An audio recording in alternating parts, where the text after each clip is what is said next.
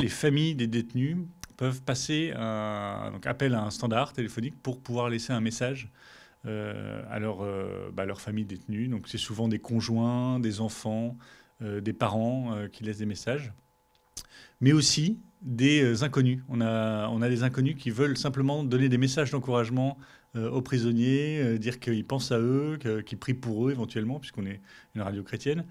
Et donc le but vraiment de cette émission, c'est de créer du lien et de rendre l'incarcération un peu plus humaine. Ils ont déjà le parloir, ils ont aussi de plus en plus accès au téléphone parfois, mais ce lieu de l'émission de radio est un lieu plus chaleureux, où ils se rendent compte aussi qu'ils sont plusieurs à être dans le même cas, donc il y a une question de solidarité, on entend tous les messages.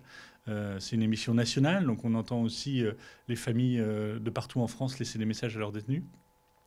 Du coup, les retours sont très bons dans le sens où ça favorise, à notre sens, hein, ça favorise le lien social et ça permet peut-être de lutter contre des dérives possibles en prison, hein. Je pense à la radicalisation, je pense à la dépression, le suicide, etc.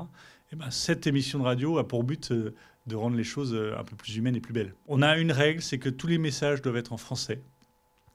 Et tous les messages doivent être bienveillants. C'est-à-dire que dès qu'on sent que la personne commence à injurier soit le personnel pénitentiaire, soit la justice, on coupe directement. Si la personne commence à parler dans une autre langue que le français, on coupe directement.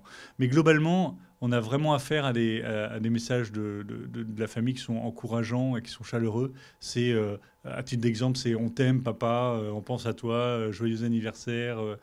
Courage, tu sors dans 2 semaines, fais pas de bêtises, à bientôt. Enfin, c'est vraiment pour encourager.